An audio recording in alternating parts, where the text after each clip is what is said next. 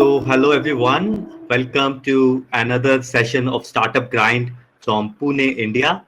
And we are very excited to have today's guest with us, Vega Paithankar.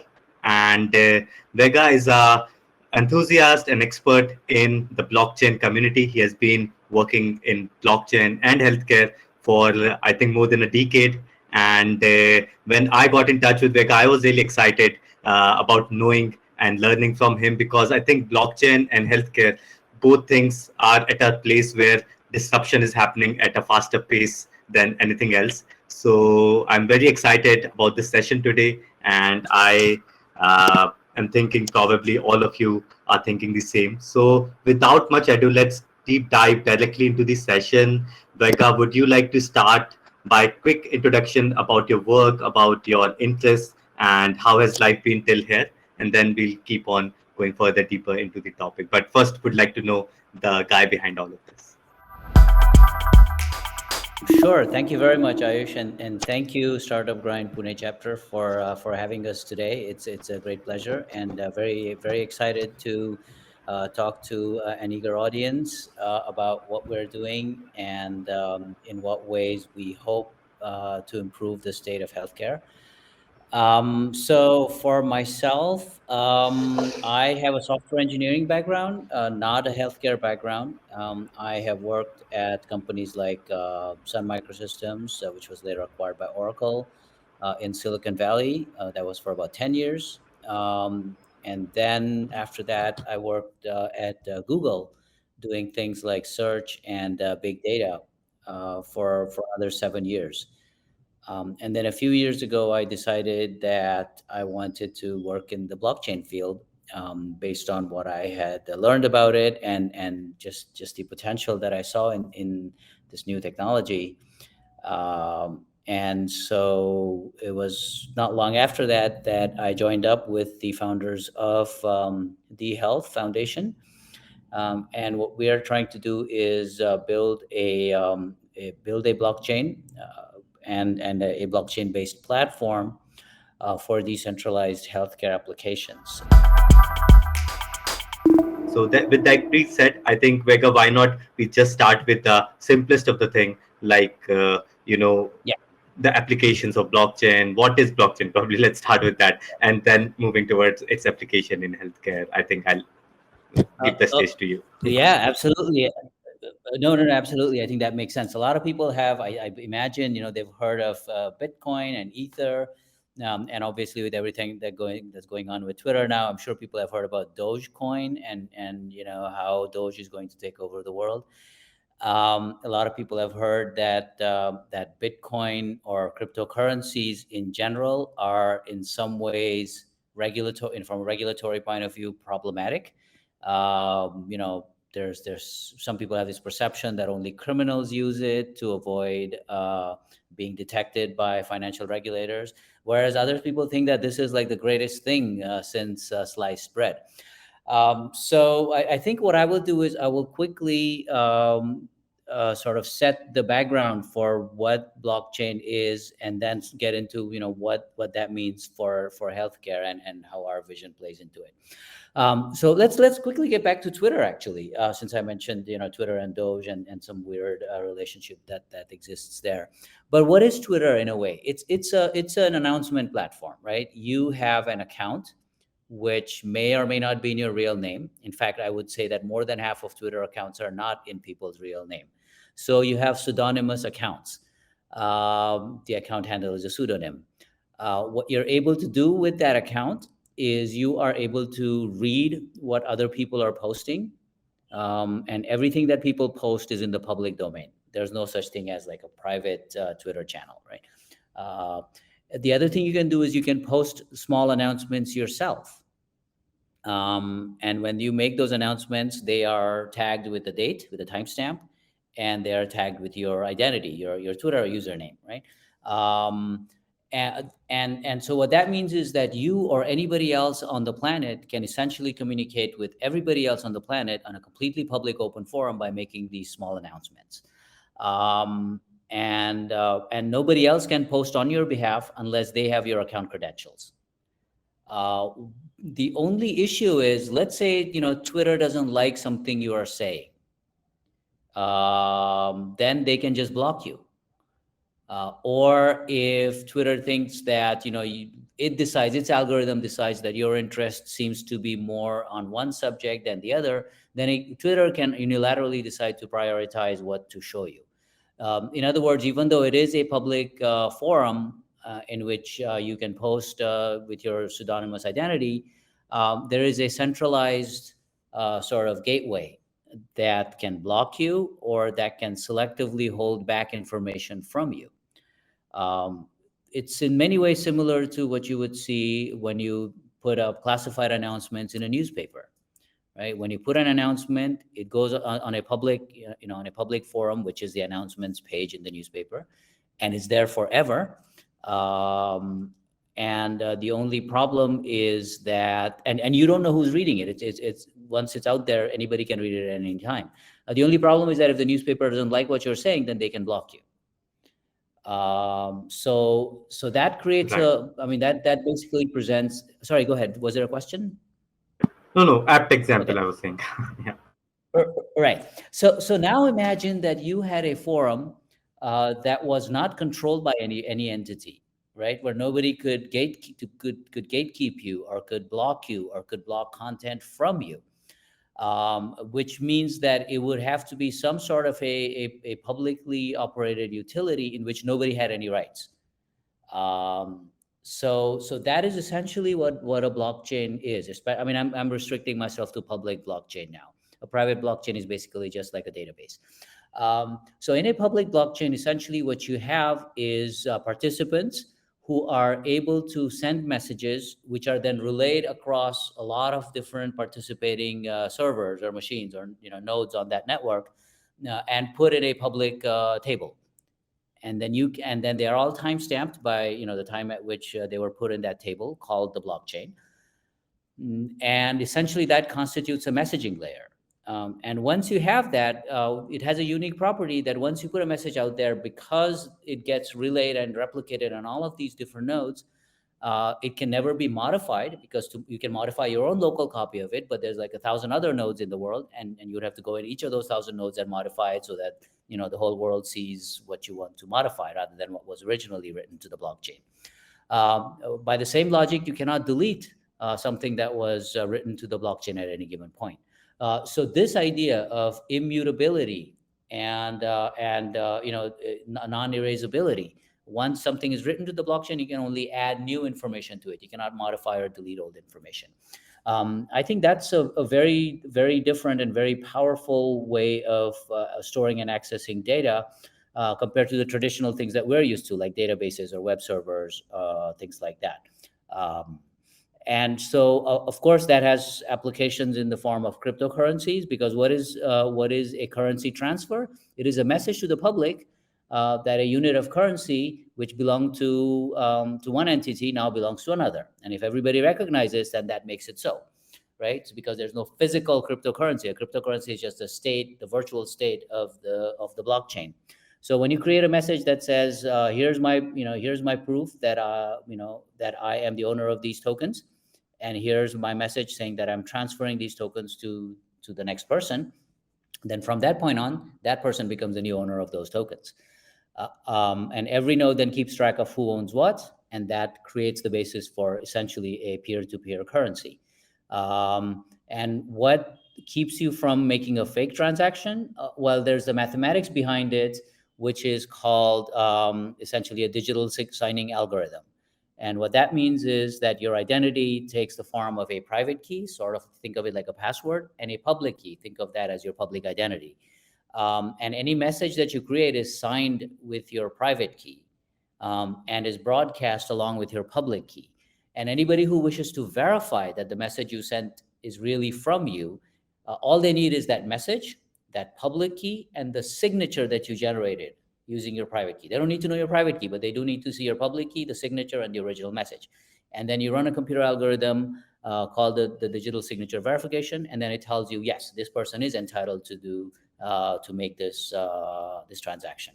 If they are not, then all of the nodes, that is the protocol of the network, that is the program that's run by all the nodes and all the wallets, they will automatically discard any message, any transaction that does not have a valid signature. So that ensures the notion of ownership. Right now, that's great for currency. What does that have to do with healthcare? So our vision basically is that healthcare currently is very, very data driven, right? Whether it's development of new drugs, whether it's managing sort of your healthcare record, whether it's analyzing which treatments work or not, it is very heavily data driven. And then the question naturally arises, where does the data come from? Where does it live? And how does it get used by the people who are interested in using it? So obviously the data comes from places like diagnostic labs, like your hospital, the doctor that is making notes in your records every time you get an x-ray. Sometimes it's data that you yourself might generate. For example, you might wear a wearable heart monitor that records your pulse rate and essentially a portable ECG, so that your cardiologist can look at it the next day and figure out if there's some sort of abnormal activity. It can be data you report yourself based on answering questions about your health. So data comes from a lot of different sources, and currently it lives in a lot of different places.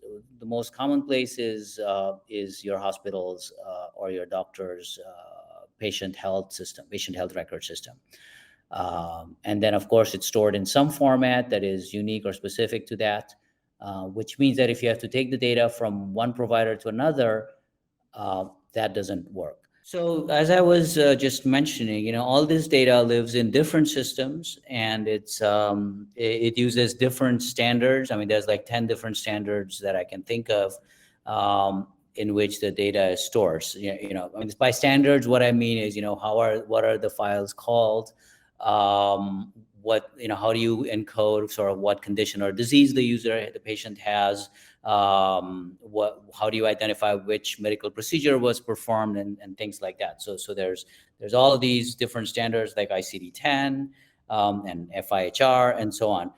And a lot of them are not mutually compatible. In fact, most of them are not compatible with each other at all. So if one system stores the data in one format, and then it has to be consumed in another system, then you usually need to write some software that converts from one format to the other, which, as you can imagine, causes a lot of friction. Apart from the technical issues, there's also a lot of regulatory and legal issues around sharing of health data. So essentially, there's all of this fragmentation, the regulations around sharing of data. Now, and if you can think of sort of all the things we could do if we could easily share health data. I think, imagine if a research, not me personally, but let's say a pharmaceutical company or a healthcare research company had access to a lot of cancer patients' data. Then they could do a lot of data mining to figure out what treatments work, better than others. If it's a rare cancer, then for the company that's developing that drug to find sufficient numbers of patients to get their data is very complicated and very expensive. And then because the cancer is rare, then they have to talk to a lot of different healthcare systems individually, and then make sure the data is in the right format and do all the sharing agreements and so on. So you can imagine how inefficient all of this process is.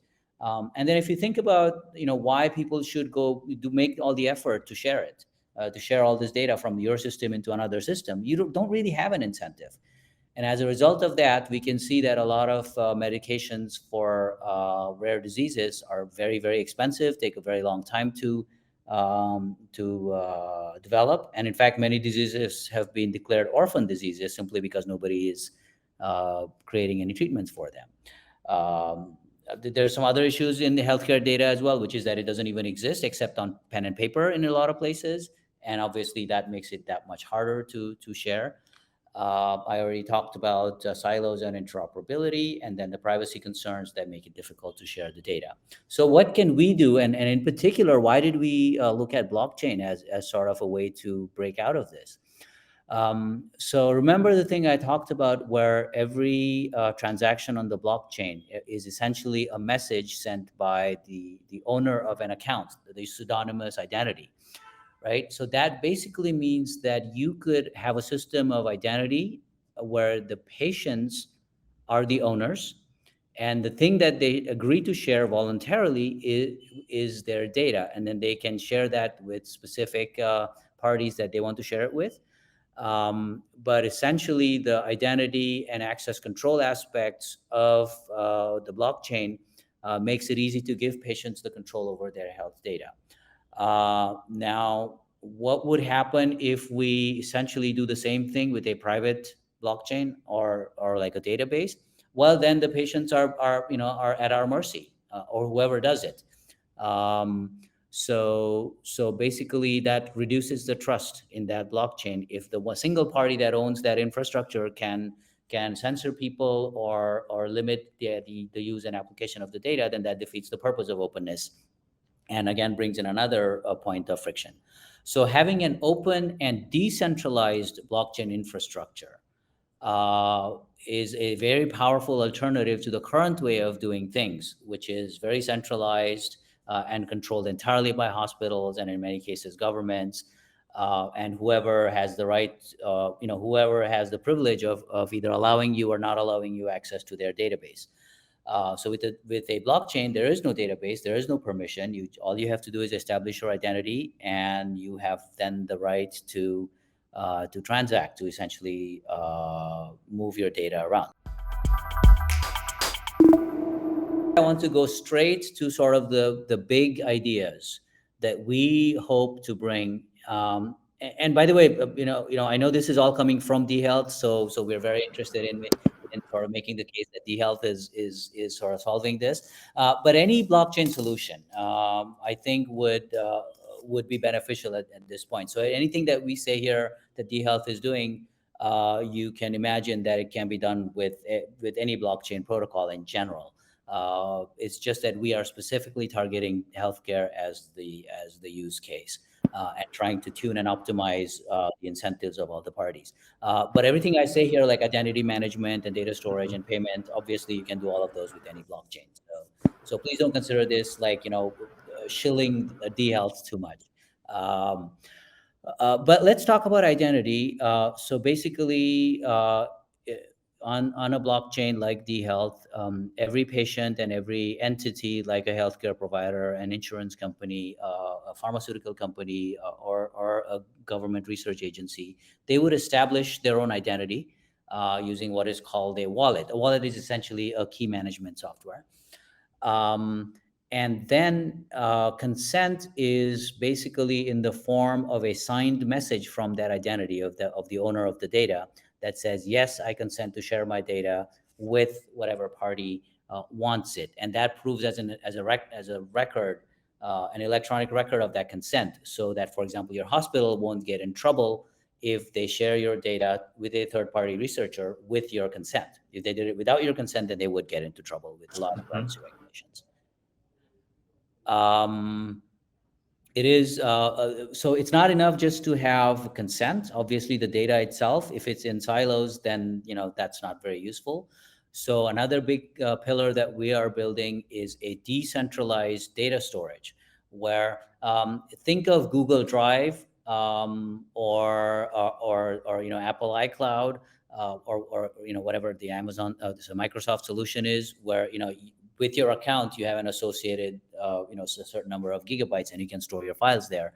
Except obviously in each of those cases, either Google or Microsoft or Apple that is controlling, in a centralized way, that data storage. So what we're hoping to build on top of the blockchain layer is a decentralized data storage, where your blockchain identity would automatically imply ownership of specific files that are assigned to you. So it'll be just like a decentralized Google Drive, essentially. And then the third pillar is payment systems. And by payment, I mean both, like, fiat payments in rupees or euros or dollars, but also things like utility tokens, NFTs, tokens that sort of, that are application specific, that identify not a monetary value, but identify some sort of, let's say participation in a clinical trial. So by the possession of a specific NFT would grant you access to take certain actions in that decentralized application. And I know this gets a little bit complicated, but just imagine that this is some sort of a multi-user game in which you have different identities, and all of those are controlled by your primary dHealth blockchain identity. But then with each specific identity, in other words, ownership of an NFT, that unlocks different uses for you. And our emphasis is on building a completely open, global, community-operated blockchain where we don't own the servers ourselves, so we can't control or censor anybody, and that hopefully will increase trust in the system. And we've had a reasonable amount of traction in building up this decentralized public blockchain. So there are entities, some of them you might have heard the names, like Roche and Lilly. There's obviously some other well-known universities on this list that are all participating in running of this network, supporting it, and in fact even building decentralized applications on top of the dHealth blockchain. So the blockchain at its heart consists of nodes. Nodes are essentially servers that are running the dHealth node software. And these are servers that receive all the transactions that are broadcast by the users, put them together into blocks, and announce them and relay them to the rest of the network of nodes periodically. In our case, every 30 seconds. But for example, Bitcoin has approximately 10-minute block interval, where every 10 minutes you put together all the transactions that are pending and announce them as a block. And there are various reasons for doing it block by block instead of transaction by transaction. But the simplest is that when you block transactions together, it makes the verification, the validation that much easier. Otherwise, you'd have to do it if a block were to contain 1,000 transactions, then you have to do it 1,000 times instead of just once every 1,000 transactions.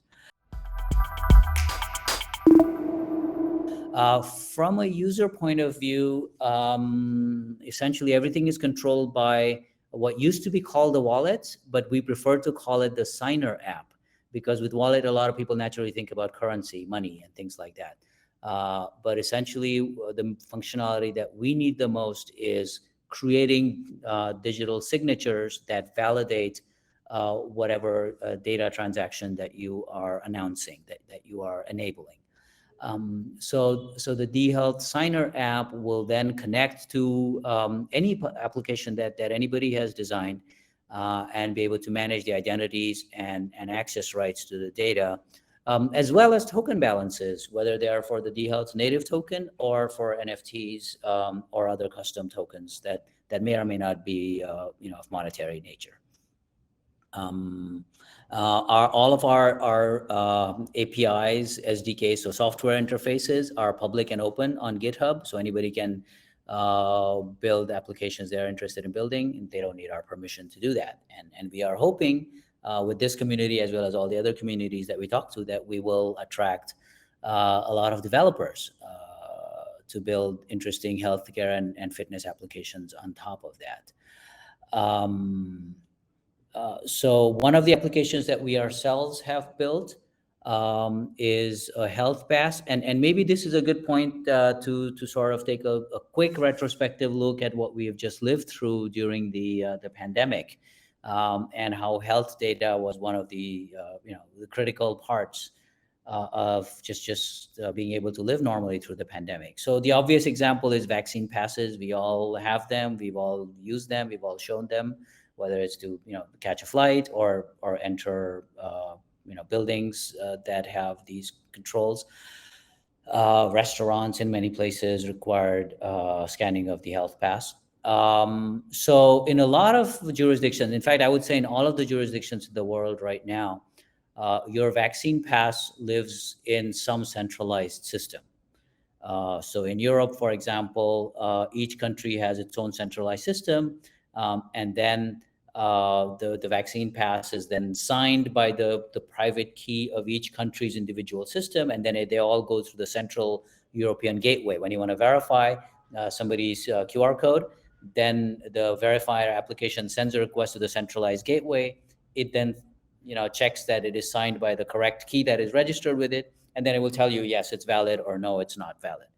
Now, if that server were to go down, or if for whatever reason somebody were to hack into it and delete all the records, then suddenly your vaccine pass is not valid anymore. It's not usable anymore. It cannot be trusted anymore.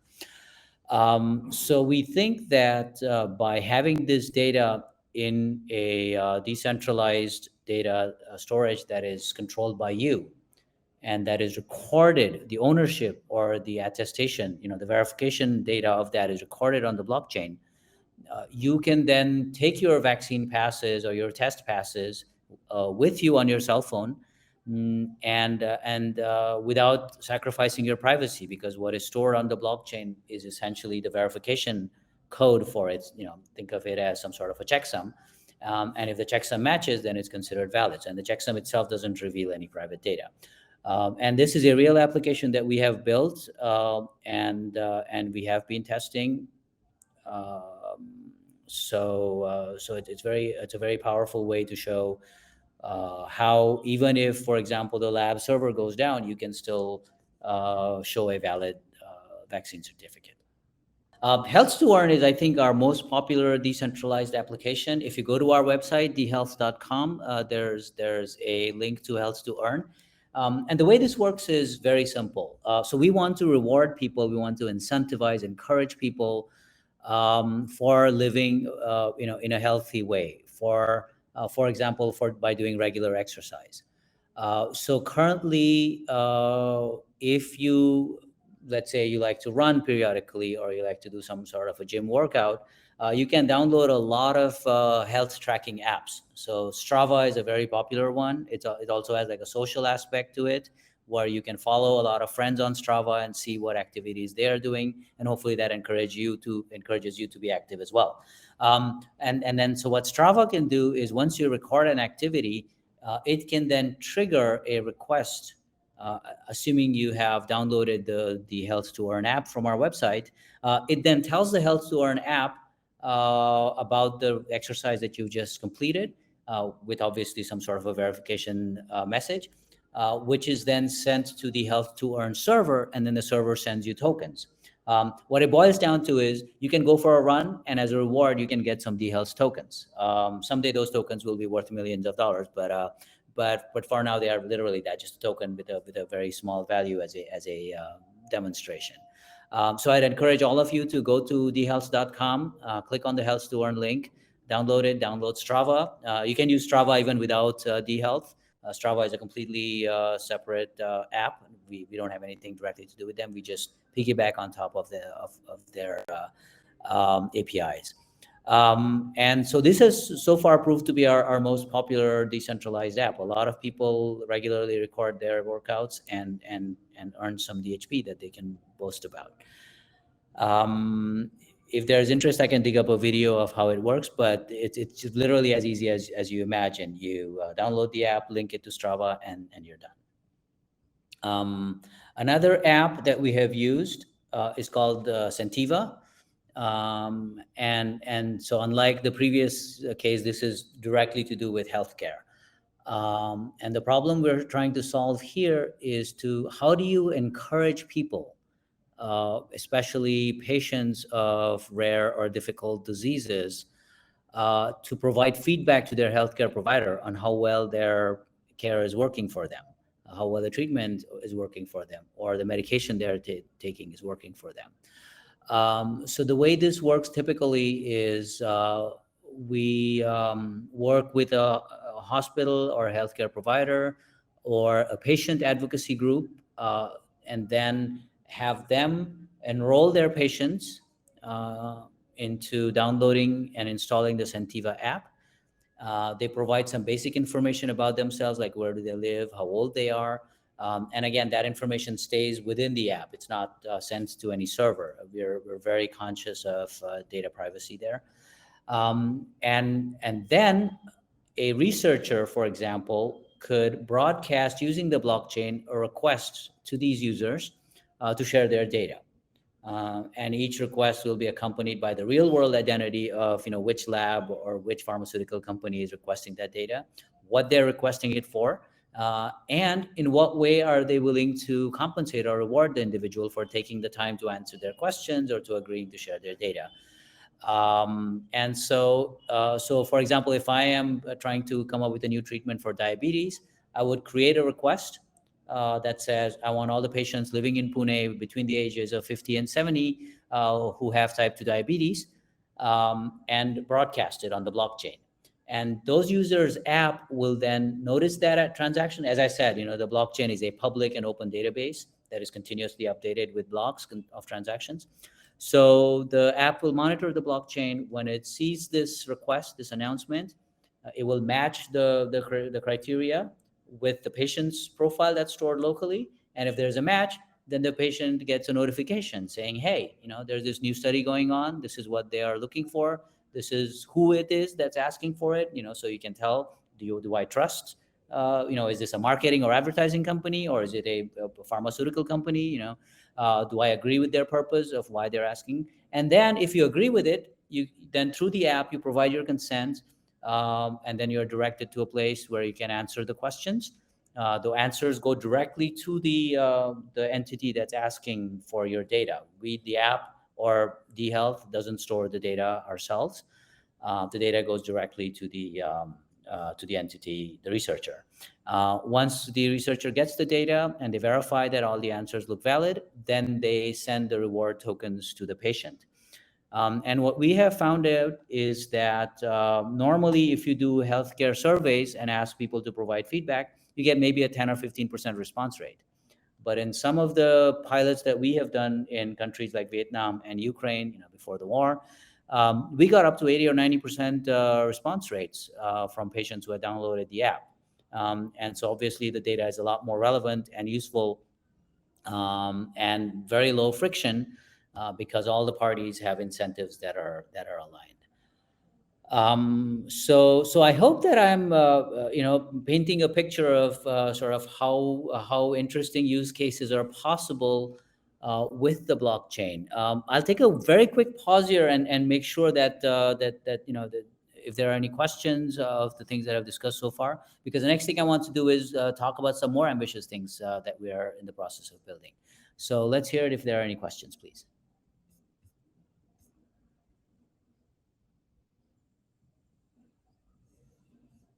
You can also type the questions in the chat, because I think only the hosts are able to actually speak.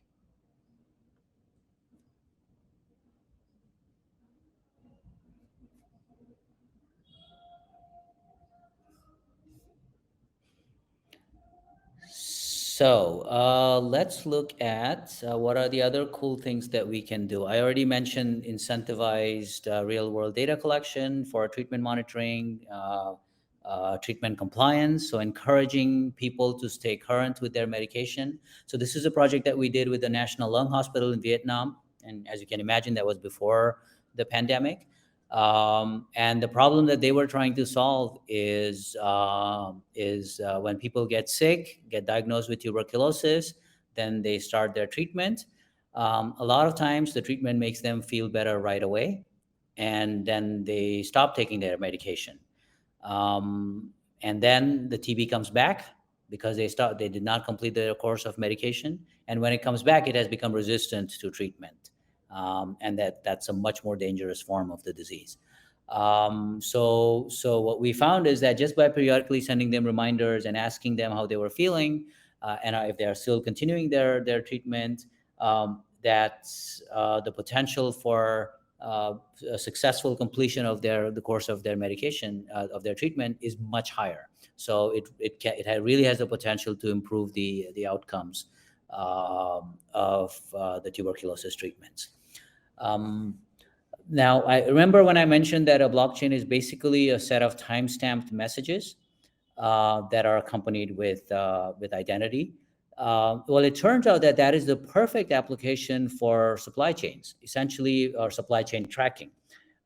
Essentially, if you want to know when things are moving through the supply chain from a manufacturer to a distributor to a regional distributor to, for example, a pharmacy, then to a clinic, and then ultimately to the patient, right? All of those are events that happen over time. And at each point, that medication or that vaccine is in somebody's control. And so they are nominally responsible for them. So in this case, in the West African countries of Mali and Ivory Coast, we are using it to track the supply of the rabies vaccine. The rabies is, unfortunately, it's a disease that kills a lot of patients. By the way, I just want to quickly say I do see your questions. I'll come right back once I describe this particular use case. So with rabies, it's very easily treatable if you treat within, like, say, 24 or 48 hours of a dog bite, as long as you have the vaccine available in the clinic where the patient goes. So one of the problems with the supply of the rabies vaccines is that it frequently gets lost without any record of what happened to it. Sometimes it gets diverted to the black market. Or sometimes it just runs out and nobody knows until it's too late that, oh, in this hospital that's, like, 200 kilometers away from any city, they don't have any supply anymore. It's going to take 3 or 4 days before we can deliver vaccines to them. So it'd been better to actually have an advanced warning of things like, potential losses or potential shortages of vaccines, so that we can fix it before patients, unfortunately, get sick and die from this. So we use the blockchain as the supply chain tracking platform, where the supplier, the distributor, the pharmacy, the hospital, they all, every time they receive a shipment or they forward a shipment or they administer the medicine to the patient, they create, with their verified identity, they create these messages, these records on the blockchain about what's happening with each dose of the vaccine. And then the sort of the management of this program can run verification programs which audit continuously in real time, audit the state of the entire supply of the rabies vaccine, and can take necessary preemptive actions. Health certificates I already talked about. Health to earn I already talked about. I'll come back and talk about staking, but let me quickly take the question. So the first question was, what are the pain points for patients when creating data? I would say, well, I mean, if it's patient-provided data, like answers to their questions, I would say that the main thing we've noticed is that a lot of surveys, let's say you're a TB patient and you have to answer a survey every month.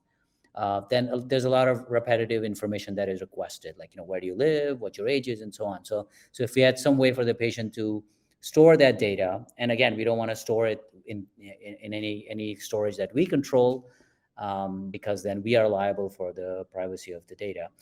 So I think just in general, the security and privacy of the data is a big pain point, no matter who's controlling the data. If it's the patient themselves, obviously they're not information security experts. Most of the patients, naturally tend to be, on an average, elderly.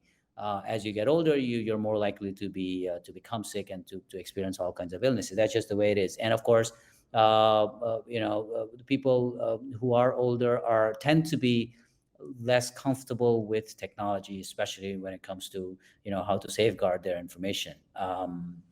So I would say that's definitely one of the pain points.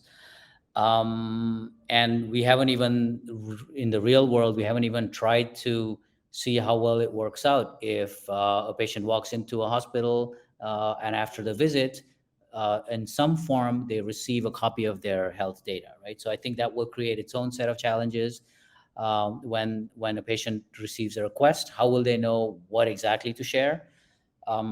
So I think just that awareness and that familiarity with technology and with data privacy is going to be a huge issue. But I think the alternative is not much better, right? Because if your data is stuck and you need to go see a different specialist, then it's a big hassle for the second specialist to call the first physician and then figure out in what format the data is and how it can be transferred over. In a lot of countries still, the X-ray lab will just give you your X-ray, your physical, plastic X-ray, and then you take it to the radiologist to get it read. It would be much easier, I think, especially because of the mobile penetration, like smartphone penetration is so high. Um, we hope that even though right now it seems very tricky, that people will become more comfortable with technology.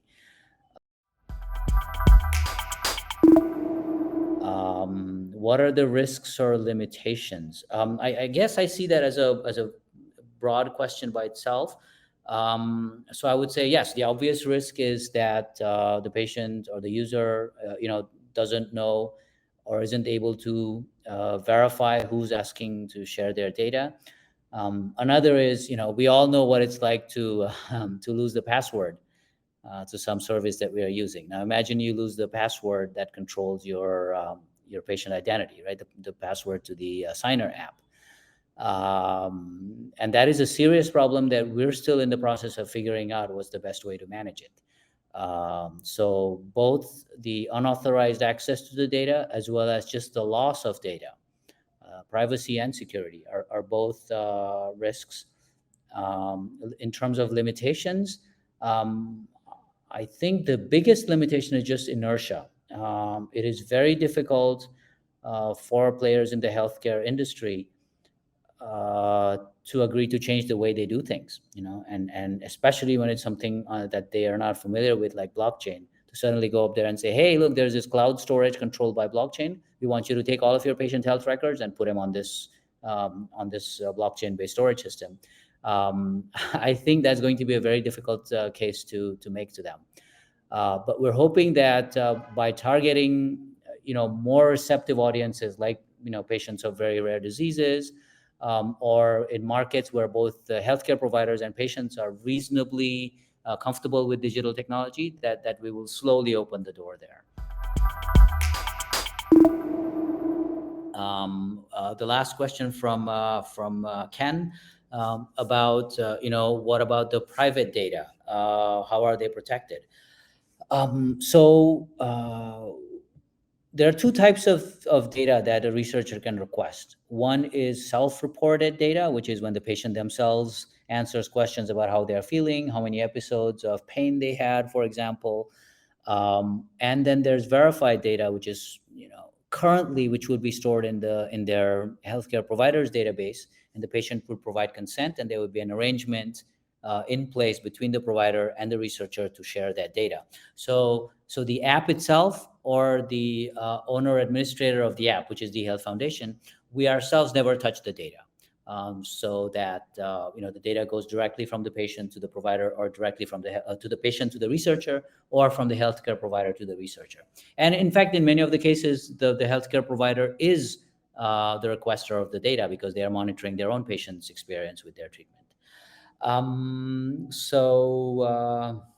So I would say that we try not to solve the privacy problem ourselves, but we give patients the control over their own privacy, and make sure that we give them the tools, like verifying the identity of whoever is requesting that data. Let's quickly go into sort of what DHP and NEM or XEM is. So basically, you've all heard of or are very familiar with blockchains like Bitcoin, Ethereum, Cardano, Solana. Each of those are essentially variations of the same idea, which is decentralized peer-to-peer networks secured by cryptographic identities and digital signatures. So NEM, which is a blockchain that was also that's also public and decentralized, is targeted towards not things like smart contracts, but a very low cost and a very high bandwidth, a very high number of transactions per second. So in case of dHealth, for example, every 30 seconds, we can have blocks that contain up to 4,000 transactions. So we can do 4,000 to 8,000. By transactions, I mean just these messages. They could be currency transactions, or they could be transactions that reflect a transfer agreement to transfer data, health data specifically. So NEM focused on high bandwidth and high trust in the form of a proof of stake algorithm, which we took and converted into some sort of a proof of stake, but with several trusted entities. So I mentioned Roche and Lilly as being the supporters, or the MIT ADT University in Pune. So we go to a lot of these trusted establishments across the world and in different sectors, and have them oversee the network and run nodes. So no single party, or it has full control over the network. uh, Roche and Lilly are competitors, yet neither is able to censor the transactions of the other or lock the other out from using the platform, which naturally builds more trust into the system. So why NEM? Well, because Bitcoin is too expensive, and Ethereum is too unpredictable and too heavyweight. And I don't know if you followed sort of gas fees. Sometimes it can cost like a couple $100 just to make a transaction on Ethereum. And given that we're targeting healthcare, patient-centric healthcare, we definitely want very, very low cost or even free transactions and a very high volume of them, as well as a measure of trust. And so that is what we're hoping to achieve with the dHealth network. But thanks. These are all great questions. Um,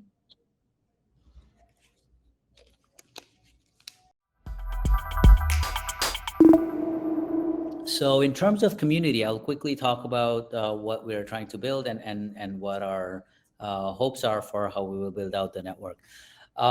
So anybody who runs a node is able to create the blocks, and as a reward for keeping the network operational, they get a share of each block reward, which is essentially the new dHealth points, which is the native currency of DHP, of the dHealth network. So every block that is generated comes with newly created DHP tokens, and then the node that, based on its share of the total coin supply, it'll proportionally get a share of the newly created tokens as well. So that creates an incentive for more parties to install a dHealth node, acquire some dHealth tokens, and continue to create blocks. Another way in which we hope to grow the community is by partnering with universities. So just this week in Pune, we met with a lot of students from the MIT ADT University that's in Loni, and we are actually bringing on board up to 20 students who will be building different types of applications that are all health or wellness specific on top of dHealth. And some of those will actually formally be interns that are funded by dHealth. Many of them will just be volunteers doing this as coursework or to gain experience. And our hope with this community today is that some of you will join us in running nodes, and in building decentralized healthcare and wellness applications. We are also in the process of building the Signer app that I described, and the patient-controlled decentralized data repository or data storage system. And in fact, it's primarily being built by the students at MIT right now, and we're very excited about that. And we are working with the University of Basel in Switzerland, as well as the health and veterinary ministries in a couple of African countries to build the rabies supply chain tracking application. A lot of people are very interested in digital, sort of smart contracts these days, and we're also hoping to build smart contract functionality, not in layer one, but either through a bridge or on top of the decentralized storage. So it will not be part of the layer one protocol, but you could still trigger the execution of a smart contract by making a dHealth layer one transaction, and then feeding back the results of the execution of the smart contract in terms of another transaction that would be visible on the dHealth network. Stable coins are also very interesting, and we are definitely interested in supporting that use case, especially for healthcare reimbursements across borders. So a lot of pharmaceutical companies have patient support programs for patients of rare diseases who cannot afford thousands of dollars in medications every month. So the pharmaceutical companies will happily fund their course of medication. So the way this works is that the patient will present their patient support program card to the pharmacy. The pharmacist will sell them the medication cheaply, but then they will get the reimbursement from the company that's sponsoring the patient support program. Frequently, all of those entities are in different countries. Like the pharmaceutical company could be in France, and the patient could be in Poland, or in South America. And so going through the banking system has its overheads, delays, exchange rate charges, and so on. And we're hoping that if we could have a global stablecoin that's linked to all of the decentralized applications on top of dHealth, that it would simplify a lot of that part of the value flow. I think let's see. I think those are pretty much all of the slides that I was planning to go through today. I have a few backup slides that I could go through, but I've already taken up a lot of time, and looks like.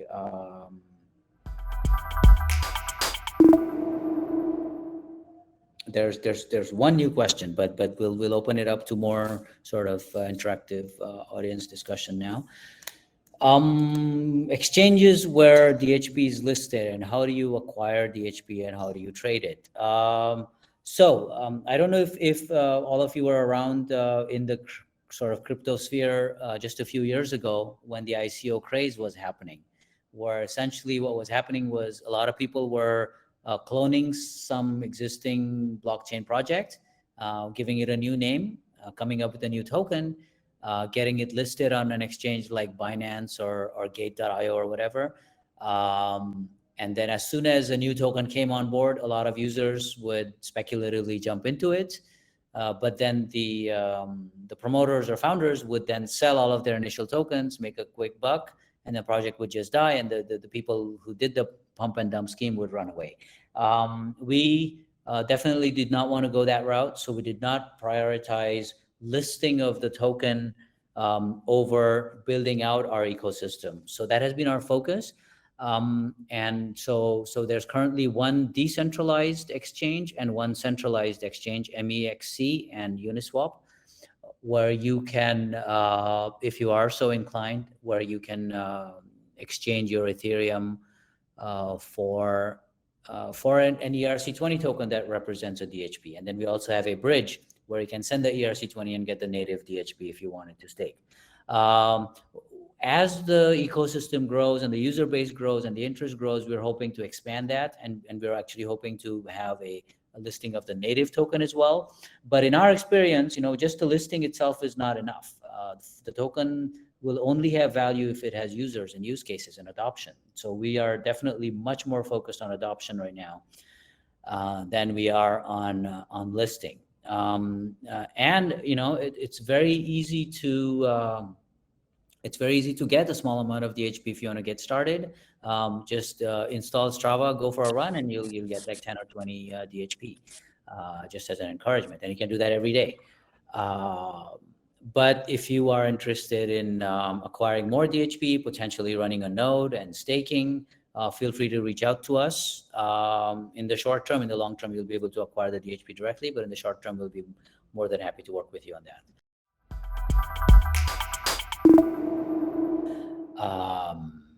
About how the data storage works.